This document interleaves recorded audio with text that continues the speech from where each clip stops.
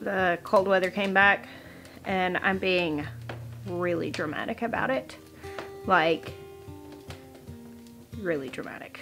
And before anybody gives me any grief about being a weenie about a late freeze after my last frost date, before anybody reminds me that they're underneath feet of snow and all of that stuff, listen, I'm not minimizing the struggle of being in the frigid north, but please keep in mind, I live where snakes kill you. My cats catch tarantulas and scorpions and regularly leave them on my front porch. Like, I spend the entire month of August trying not to have a heat stroke. The trade-off of being a southerner is that I get to plant my garden in April. It's not supposed to freeze this late. In all sincerity, it's not that bad. It's just a couple of days that are like right at freezing. But it is a little stressful. I guess it wouldn't be a normal spring if I wasn't having a late freeze to contend with. Yesterday I did a video about what to do if you have a late freeze and you've already planted your garden, just basically how to protect it. And someone said in a comment, which I thought was hilarious, that gardening or farming is the only gambling that the Bible condones. So I was like, that's funny. It definitely is a gamble, but a worthy one. You'll see all these kale plants. These started to flower and I just let them go. And I'm going to save the seeds off of these. For those of you who don't know, when you've got something like a brassica or a vegetable like this, they send off a center stalk and they make these flowers. And what will happen is these flowers will dry up, and behind these flowers basically will pull it out and the seeds will be in there. So in order to save the seeds from something that doesn't have fruit, therefore you can't just see the seeds on it, you have to let it mature and you get the seeds out of here. Some things take longer, like carrots, you kind of have to let them go a long time, sometimes into the second year before you get seeds off of them. But things like kale, I actually planted that kale that's flowering last fall. That's why it's flowering now. Look at this kale, isn't this neat? This is the frilly kale that M.I. Gardener sells. It's just really frilly. Not all the leaves are, but some of them are really frilly. Some are more substantial and look like this. But it's got great kale flavor. Ooh, this one has aphids on it. I haven't sprayed anything. A lot of times I'll put neem oil on plants to, like these, to kill pests, or if I'm dealing with caterpillars or worms, I'll put BT on them. Both of those are approved for organic gardening. But I like to wait and put nothing on them if I can help it, because like I just stuck that in my mouth and ate it. Me and the kids do that all the time. Getting a mouthful of neem oil, not good. Doesn't taste good. But getting a mouthful of aphids is not fun either. Well, this late cool snap is not my favorite thing to happen, but it might actually give me a chance at having some cabbages. I wasn't sure if these were going to have an opportunity to head up before it got too warm for them. We usually have kale pretty well through May or so. It starts getting a little too warm for it by about May. That's when I really start struggling with the pests. Another thing I'm harvesting quite a few of right now are radishes. I kind of try to look at them and grab the biggest ones, because sometimes they grow a little unevenly, and some are definitely larger than others. You can usually see the tops of them sticking out. You want to get the biggest ones because they're going to usually crack first. I can't remember which ones these are. I think these are sparkler whitetip radishes. Now I could harvest a lot of these and roast them or throw them in the soup with dinner. I'm not going to. I just harvested these to cut up and eat while I cook because I was just a little hungry. One of the things that we have on our like to build list, and it's fairly low on the list, is a little washing station for outside to spray everything off before we take it in the house. Hey ladies. Oh, it's so muddy out here. Go on. Come on. Come on. They really know what treats are now. Oh, hey, look. My blue egg-laying girl rejoined contributing society. Well done. It's right here. Ethel. She's the only blue egg layer I have left. Isn't that lovely? Thank you, ladies. Hey, look. Baby squash. I gotta cover these guys. I didn't cover them last night, and I would assume that's why this looks this way. Tonight's gonna be colder, so I'm gonna bring some sheets out, lay them over here. Okay, no bear. No, leave it. Well, I was checking for duck eggs, but they managed to close their door, so they didn't lay in there. One of the things I needed to do outside was lay eyes on Miss Mabel and see how her udder is looking. Yeah, she's definitely getting closer, but she's not super swollen yet. With my goats, I actually will take pictures of their backside every day, because when you're waiting on a goat to kid, I mean, their udders get quite a bit bigger, but the day that they kid, their udders just balloon up and they're massive. In most goats, I had one that wouldn't do that, but most of them, that's kind of a telltale sign. Hey girls. Open their little doors so they can go in their house. Our ducks are about to get an upgrade in life. They've been in this little coop with this run, and we let them out here to kind of range around this yard sometimes. And actually about to build them a like duck house out in the woods by the creek, and we're gonna start running them out there with the boy animals. Not that cold out here now that the sun has come out. It's definitely cool, but it is supposed to get down to freezing tonight, and further north in the state it's going to be below freezing. And for me personally, our estimated last frost date was like the 1st to the 5th. I actually lived between two cities, and one was the 1st and one was the 5th, so we were supposed to be clear, but it's always a gamble there towards the end. Oh, it's not cold in here at all. It's very warm in here. What do we have? Yeah, that'll do. You know, I joke a lot about the frigid north and the cold and all of that, and I'm probably a little tougher than I act like, and I'm a little less surprised by this little cold snap than I act like. I mean, we had sleet on April 20-something a couple years ago, and Benjamin, who his birthday's in March, he was born in the middle of an ice storm, so we don't even usually get our winter weather until later. But whenever I do start planting the garden out and the 10-day forecast is clear, and then all of a sudden it just like changes on just in a moment, it's always kind of like, oh man, I wish that wasn't allowed. In all seriousness though, I'm from Arkansas. My parents both live here.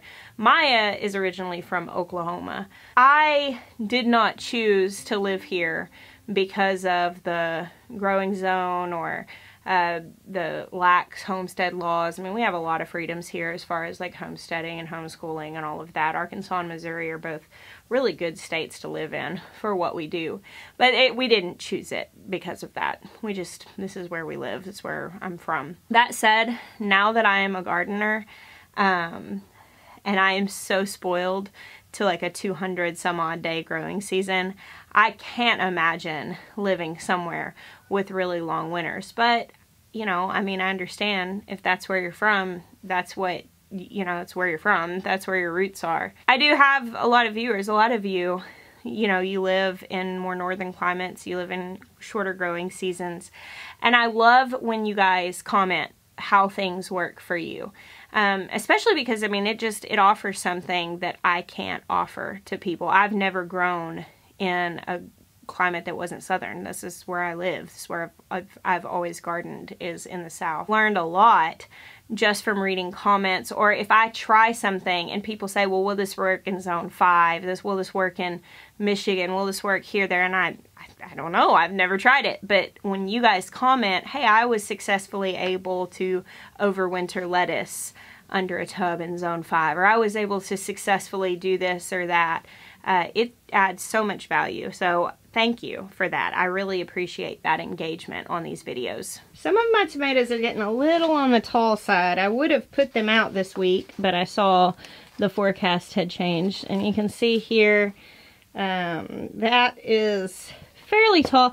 Now, I would not call this plant leggy because even though it is really tall, it's also strong. So this really isn't a problem. But when I go to plant this, I'm going to tear off this, and this. And I'm going to plant this plant all the way up to like right here. Tomatoes you can plant super deep. I did a video last year sharing how I plant my tomatoes. I will link that down below if you haven't seen that, because I know some of you are coming up on planting your tomatoes if you haven't already. It's that time of year. And if you have plants that, because this kind of late cool front that's coming through, if you're being a little delayed in planting, if you've got tomatoes that are getting tall like that, like, don't stress it. You can totally plant those deep. And my peppers are more slow going, and they're not getting leggy or anything. They look really good. I've got more peppers here, and then some peppers and eggplants down here. Which these I'm holding out and waiting to plant anyway, the peppers and eggplants. I did a garden tour last year, and I told you guys to hold me to it and remind me not to plant my peppers and eggplants too early.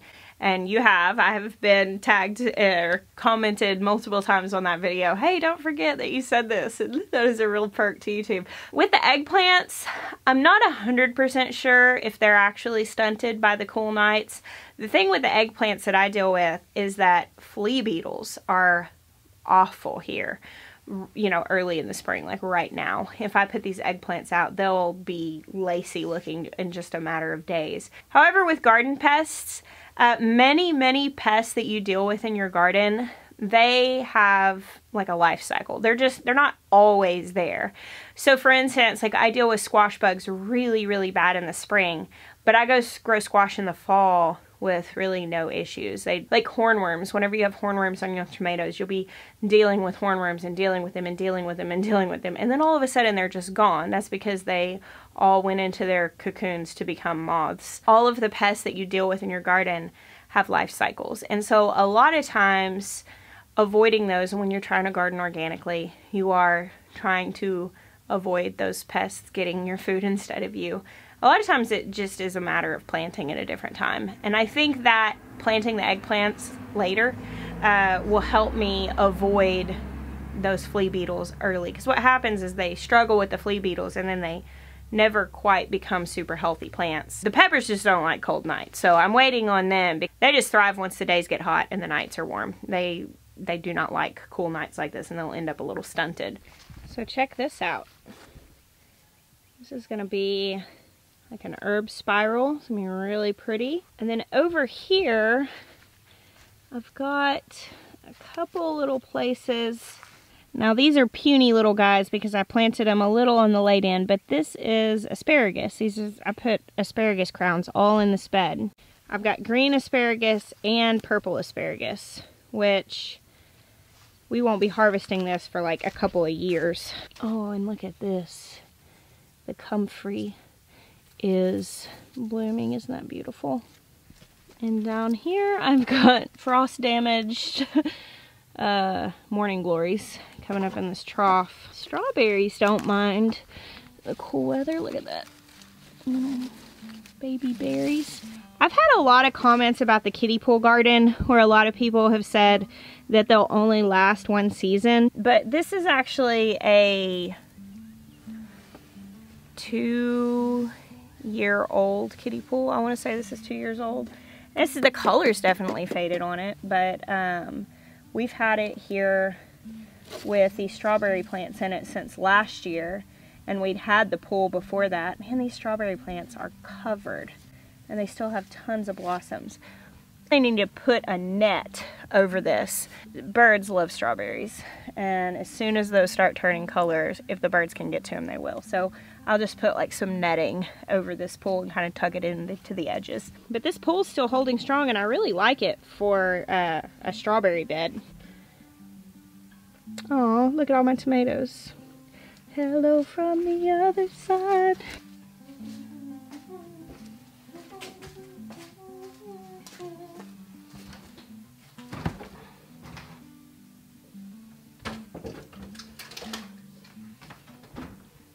Alright. Okay, so I got meat browning and an onion cut up. I've been snacking on these radishes with some hummus. I told you guys I was going to try to show you more of what we eat and what I cook. This recipe of soup, it's just like a knockoff Olive Garden recipe called Zuppa Toscana. It's a pretty popular recipe. I know I've seen many other people that make some version of this, but it's a soup that uses a lot of kale. And so it's also a soup my kids like. They're pretty over soup right now, being the end of winter and into spring. We've eaten a lot of soup over the last handful of months. So I make something that they actually enjoy. And I'll find a recipe that is, you know, pretty much the same one that I use and link it down below. So I'm gonna soak this kale. I need to go ahead and soak it. I packaged up a dozen eggs here that Maya's actually gonna go drop off with one of our neighbors, because obviously we are in the eggs again. I've been eating a lot of those. Here are the radish greens that I pulled off the top of the radish. Now you can totally use radish greens. They get kind of prickly when they're older. They're better young texture-wise. But you can use those like sauteed, or you could probably throw them in a soup like this just fine. What I'm actually going to do with those is juice them. I picked extra kale to save myself walking down there in the morning since it is going to be cold.